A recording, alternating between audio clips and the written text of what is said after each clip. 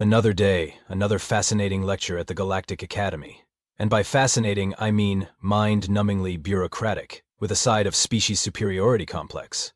Welcome to Advanced Predator Studies, course code XB47 Alpha, where apparently the universe's greatest minds gather to discuss what makes something scary. Professor Glimmerfin adjusted his bioluminescent fins and cleared his throat with a sound like a dying accordion. The Aquarian took his job very seriously, which was impressive considering he looked like someone had crossed a goldfish with a philosophy major and given it tenure. Today, class, we shall examine the true predators of our galaxy, Glimmerfin announced, his voice carrying that special brand of academic condescension that could put a hyperactive caffeinated squirrel to sleep. We will categorize, analyze, and truly understand what separates the hunters from the hunted. Marcus Webb, exchange student from Earth and currently the only human in a classroom full of beings who thought they understood the food chain, slouched in his chair and tried not to roll his eyes. 3 months into his semester at the academy, and he'd learned that aliens were just as capable of being pompous windbags as any university professor back home. To his left sat Pip, a Cotonean whose species had evolved from something resembling a cross between a rabbit and a nervous breakdown. Pip's ears twitched constantly, and he had the annoying habit of jumping at shadows, sudden movements, and particularly aggressive dust particles. Oh dear, Pip whispered, his voice carrying that perpetual tremor of someone who'd been scared by their own reflection one too many times. I do hope we won't be seeing any actual predator footage today. Last week's documentary on Andromedan moss crawlers gave me nightmares for days. Marcus suppressed a snort. Andromedan moss crawlers moved approximately as fast as continental drift, and had the hunting instincts of wet cardboard. Protecting across the room, Xander puffed up his crystalline chest plates, each one catching the classroom's artificial light and throwing little rainbows across his desk. The silicate had evolved from living rocks, which explained both his impressive durability and his absolute inability to understand concepts like subtlety or indoor voices. Humph, Xander rumbled, his voice like gravel in a cement mixer. Predators aren't so tough. My people have been throwing rocks at problems for millennia. Very effective, very straightforward. No need for all this theoretical nonsense. Behind Marcus, Vex clicked her mandibles in what passed for amusement among her species. The chitinoid looked like someone had asked a praying mantis to design itself after watching too many noir films, complete with compound eyes that missed absolutely nothing, and an attitude that suggested the universe had personally disappointed her. Right, because nothing says apex predator like good aim and a decent throwing arm, Vex muttered, her voice dripping with enough sarcasm to corrode metal. I'm sure the universe trembles before the mighty rock chuckers of Siliconia. Professor Glimmerfin's fins fluttered with excitement as he activated the holographic display. Now then, let us begin with the classification system that has served galactic xenobiology for over 2,000 years. The holographic display flickered to life, showing a 3-dimensional chart that looked like someone had sneezed mathematics all over a rainbow. Categories, subcategories, and sub-subcategories branched out in every direction, each labeled with the kind of scientific terminology that made Marcus wonder if academics got paid by the syllable. Observe, Professor Glimmerfin said, pointing at the display with one of his webbed appendages, the fundamental characteristics that define a true galactic predator: superior speed, enhanced sensory capabilities, natural weaponry, and most importantly, the killer instinct that separates the hunter from the hunted. Marcus watched as the professor began highlighting various species on the chart. The Andromedan shadow stalkers, who were apparently terrifying because they could turn invisible for up to 3 seconds. The Centaurian fang beasts, whose primary hunting strategy involved looking really mean and hoping their prey felt bad enough to just give up. The legendary vegan deathworms, which sounded impressive until you realized they were from the Vega system and mostly subsisted on a diet of space plankton and disappointment. Now, Glimmerfin continued, his voice taking on that particular tone professors used when they thought they were about to blow minds, let us examine what makes these species so formidable compared to the more, shall we say, domesticated races of our galaxy. Pip's ears shot up like furry antennas.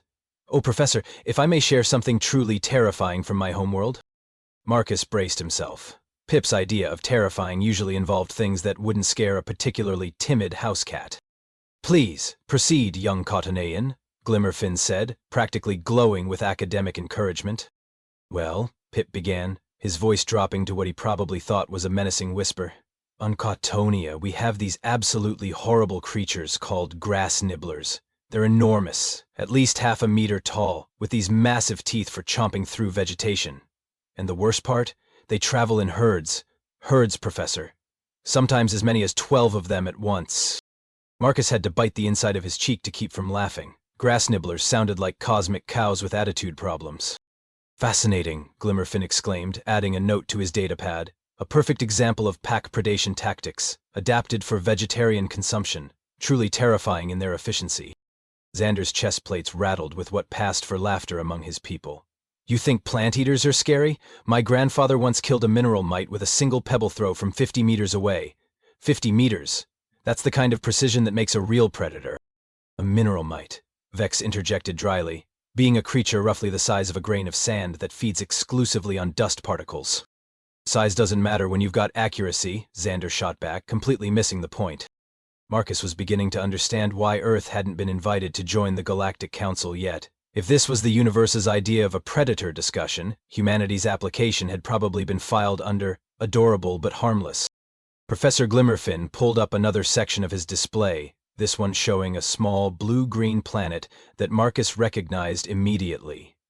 Now, for contrast, let us examine some of the galaxy's more peaceful species. Take, for example, the inhabitants of Sol 3, commonly known as Earth. Here we go, Marcus thought. These primitive primates have somehow achieved spaceflight despite having no natural weapons, no enhanced senses, and absolutely no killer instinct whatsoever. They're so harmless that they actually form emotional attachments to other species and keep them as companions. Imagine being so unthreatening that you can domesticate predators simply by being nice to them. The class chuckled appreciatively at this cosmic joke. Marcus felt his eyebrow twitch in a way that, had any of them been familiar with human expressions, might have served as a warning. Actually, Professor, Marcus said quietly, his voice cutting through the classroom chatter like a knife through butter. The laughter died instantly. Every head in the room turned toward him. Compound eyes, crystalline optical sensors, and bioluminescent stalks all focusing on the human who had dared to interrupt Professor Glimmerfin's lecture with something as audacious as a differing opinion. Glimmerfin's fins stopped their excited fluttering and settled into what Marcus had learned was the Aquarian equivalent of raised eyebrows. Yes, Mr. Webb, do you have something to contribute to our discussion of galactic predator classifications? The way he said it made it clear that the professor expected Marcus to either ask for clarification on some basic concept or perhaps share a charming anecdote about Earth's cute little bunny rabbits. Well, Marcus said, leaning back in his chair with the kind of casual confidence that should have been setting off alarm bells in every survival instinct his classmates possessed. I just think you might have your facts a little mixed up about Earth species. This triggered another round of giggles from the class. Pip's ears twitched with amusement, Xander's chest plates rattled with mirth, and even Vex's mandibles clicked in what passed for condescending humor among her people.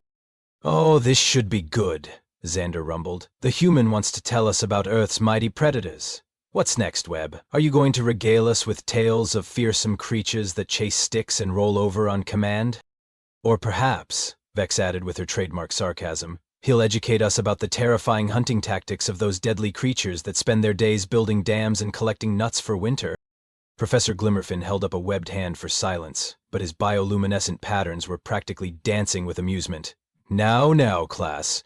Let's give Mr. Webb a chance to share his perspective. After all, who better to tell us about Earth's harmless fauna than one of its own gentle inhabitants? Marcus stood up slowly, and something about the movement made Pip's ears stop twitching. There was a predatory grace to it, a controlled economy of motion that spoke of muscles coiled and ready, of reflexes honed by millions of years of evolutionary pressure. But the class was too busy enjoying their own superiority to notice. Since you asked so nicely, Professor, Marcus said, and for the first time since he'd entered the academy, he let his smile show exactly what millions of years of apex predator evolution had designed it to convey. It wasn't a nice smile. I think there's been a fundamental misunderstanding about what kind of creature you're looking at, he continued, his voice carrying the kind of calm that predators used right before they explained the food chain to their prey. See, you've got this whole classification system based on natural weapons, enhanced senses, and killer instinct. He took a step forward and somehow the classroom felt smaller. But you miss the most important category of all, the one that doesn't just hunt other predators, the one that turned hunting into an art form so efficient, so terrifyingly effective, that we had to invent the concept of mercy just to make it sporting. The laughter, had stopped completely now. Even Professor Glimmerfin's fins had gone still. Marcus's smile widened, showing teeth that his classmates were suddenly realizing looked remarkably sharp for a supposed herbivore. The category you missed, Professor, is the one I represent. The silence in the classroom was the kind that preceded either enlightenment or apocalypse. Marcus looked around at his classmates, taking in their suddenly uncertain expressions with the satisfaction of someone who'd been waiting 3 months to have this conversation.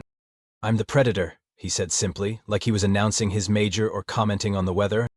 Professor Glimmerfin's fins gave a nervous flutter. "Mr. Webb, I think you may have misunderstood the classification system. Humans are clearly omnivorous gatherers with limited hunting adaptations.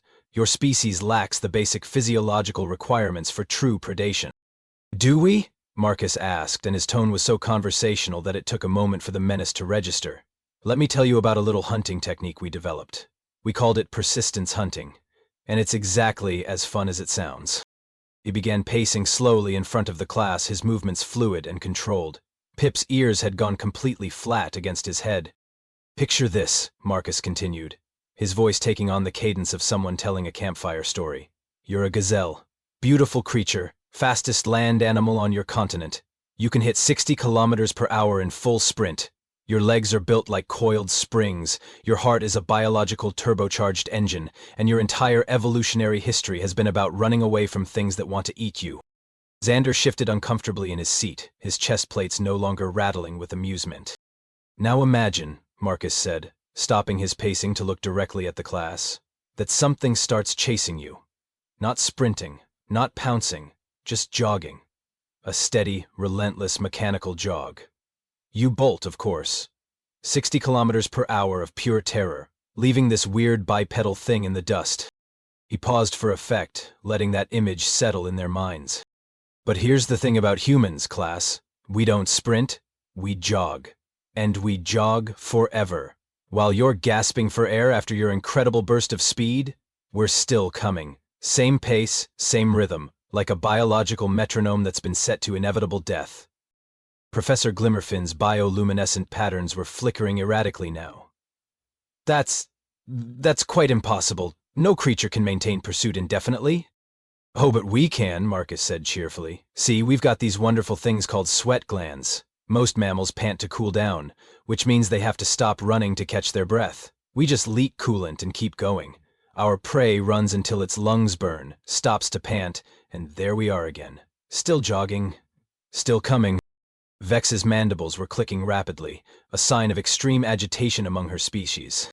"It gets better," Marcus continued, warming to his topic. "We don't just chase randomly, we track. We read signs in the dirt, follow broken twigs, analyze scat, interpret the story written in hoofprints and disturbed vegetation. We're like living forensic investigators, except instead of solving crimes, we're solving the puzzle of where our dinner went." He leaned against the professor's desk with casual ease. "And here's my personal favorite part. We pack hunt, not just in groups, but with actual strategy. Coordination.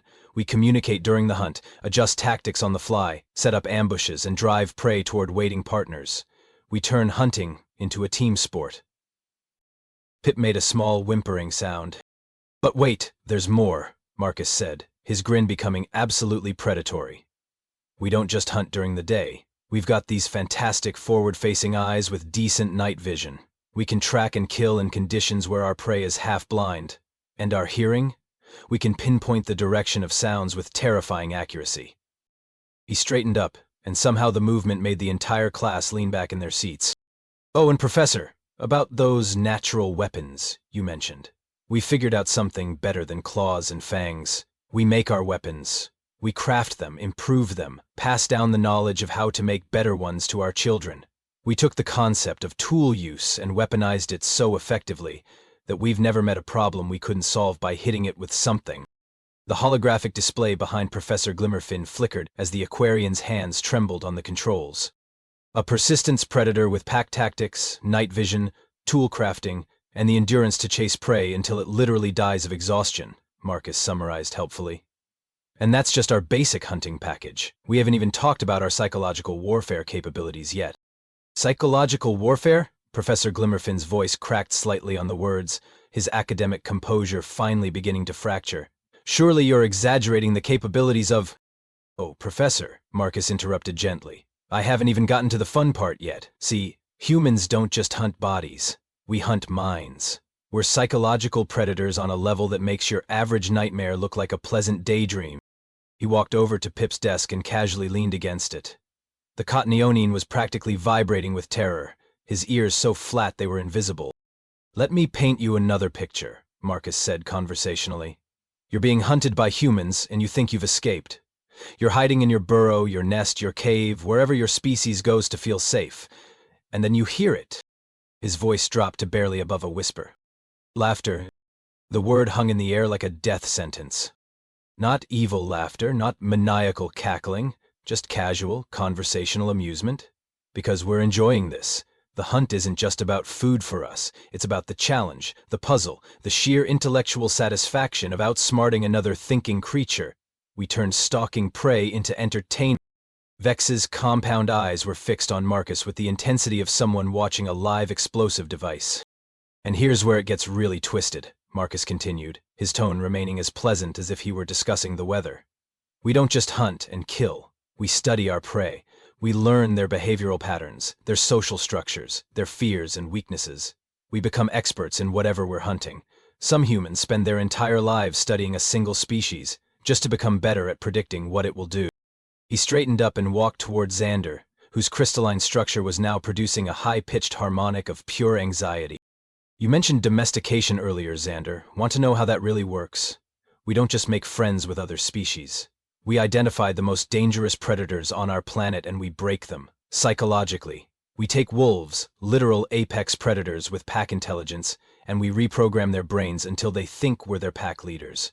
We bred them into shapes that please us, gave them jobs that amuse us, and made them love us for it. Xander's harmonic reached a pitch that was probably audible in the next star system. We did this so casually, so effectively that we forgot it was supposed to be impressive. Oh, and just to add insult to injury, we kept the dangerous ones as pets and turned the rest into living tools. Herding dogs, hunting dogs, guard dogs, war dogs. We created biological weapons out of other predators and taught them to fetch our slippers. Professor Glimmerfin was gripping his podium so tightly his knuckles had gone translucent. But let's talk about adaptability, Marcus said, beginning to pace again, because this is where humans really shine. We're not specialized for any particular environment. We're specialized for all of them. Desert, Arctic, jungle, mountain, ocean, underground, you name it. We figured out how to live there, hunt there, and kill everything that was already there. He paused in front of the holographic display showing Earth. The little blue planet you dismissed? We conquered every biome on it. Every single one. We went from tropical grasslands to the Arctic Circle, and we brought our hunting techniques with us. We learned to kill whales with hand-thrown spears, track caribou across frozen tundra, and hunt tigers in dense jungle. We made the entire planet our hunting ground. Pip made a sound like a deflating balloon. Oh, and about that whole no natural weapons thing, Marcus added almost as an afterthought. We've got pain tolerance that borders on the supernatural, and a healing factor that lets us keep fighting with injuries that would drop most species. We can lose significant amounts of blood, break bones, tear muscles, and still keep coming. We're basically biological terminators with a sense of humor.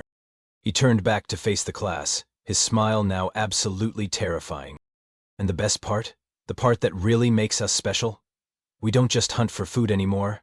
We developed agriculture, which freed us up to hunt for sport, for science, for curiosity, or just because we were bored on a Tuesday. We became so good at killing things that we had to invent ethics just to give the rest of the universe a fighting chance.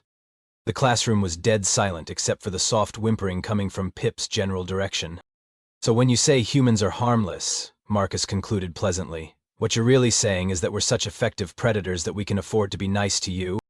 The silence that followed was the kind usually reserved for moments of profound existential crisis or the aftermath of particularly devastating natural disasters. It was the silence of minds frantically recalibrating everything they thought they knew about the universe and coming up with deeply unsettling answers. Professor Glimmerfin stood frozen at his podium, his bioluminescent patterns flickering in what appeared to be the Aquarian equivalent of a complete system crash. His mouth opened and closed several times, producing no sound except a faint gurgling that suggested his brain had blue-screened somewhere around the part about humans hunting for entertainment. Urkin's but, he finally managed, his voice barely a whisper, You seem so friendly. Marcus tilted his head with the kind of predatory curiosity that made every prey instinct in the room scream in harmony. Well, yeah, that's part of the hunting strategy. You can't ambush something if you look dangerous all the time. Besides, we figured out that most species are much more cooperative when they don't think we're going to eat them. The professor's fins went completely limp. Are you going to eat us? Nah, Marcus said cheerfully, and the collective sigh of relief was audible. You're classmates, not prey. Completely different category. Though I have to say, Pip, that constant trembling thing you do would trigger every chase instinct we have if we met you in the wild. Pip made a sound like a tea kettle having an existential crisis and promptly fainted, his furry body hitting the floor with a soft thud that seemed to echo in the stunned silence. Xander had backed his rocky frame as far away from Marcus as the classroom architecture would allow, his crystalline structure now producing a low, mournful tone that sounded like a geological formation grieving for its lost innocence. You? Your people? You domesticated wolves? Oh yeah, Marcus nodded enthusiastically. Took us about 15,000 years to turn them from thing that eats us to thing that brings us the morning paper. We're really proud of that one. Some of them are so far removed from their wolf ancestors that they can't even survive without us. We literally bred dependency into other predators because we thought it would be cute. Xander's harmonic climbed into frequencies that were probably violating several noise ordinances. Bex, meanwhile, had gone completely still, in the way that only prey animals did when they suddenly realized they were in the presence of something that could end their existence with casual efficiency. Her compound eyes were fixed on Marcus with the kind of unwavering attention usually reserved for natural disasters or oncoming traffic. The pack hunting, she said slowly, her voice carefully controlled. When you said coordination and strategy, you meant actual military-level tactical planning, didn't you? Well, we did invent warfare, Marcus admitted with a modest shrug. And then we got so good at killing each other that we had to make rules about it. Geneva Conventions, laws of war, that sort of thing. Turns out when you give apex predators with tool-making capabilities and psychological warfare training actual organized conflict, things get pretty intense pretty fast. Professor Glimmerfin made a sound like a dying fish trying to solve a particularly complex mathematical equation. You have laws about how to properly conduct warfare? Had to, Marcus explained reasonably. Otherwise we'd have wiped ourselves out by now. As it stands, we've only come close a few times. Nuclear weapons, biological warfare, chemical weapons, weaponized diseases. We're really creative when it comes to new and exciting ways to eliminate threats. The holographic display finally flickered and died as Professor Glimmerfin's trembling hands lost their grip on the controls entirely. Marcus glanced around the classroom, taking in the various states of psychological collapse surrounding him, and felt a familiar twinge of something that might have been guilt. These weren't bad people, after all. They were just academics who had spent their entire careers studying predator behavior, without ever actually meeting one. Look, he said gently, his voice losing its predatory edge and becoming something closer to actual human warmth. I'm not going to hurt anyone. Humans don't actually go around eating sentient species for fun. We've got ethics and everything. It's just that your classification system was missing some pretty important data points. He began gathering his books and data pads with casual efficiency. Besides, he added with a grin that was only slightly less terrifying than his earlier predatory smile, we've got cafeteria food for lunch, and honestly, after 3 months of whatever they're calling nutritional paste in the dining hall, I'm pretty sure my predatory instincts have been safely suppressed. As Marcus walked toward the door, stepping carefully around Pip's unconscious form, he paused and looked back at his traumatized classmates. Oh, and Professor, you might want to update that classification system. The galaxy's a much more interesting place than you think, and some of those harmless primates you mentioned? We've been exploring space for a while now. You're probably going to be meeting more of us soon.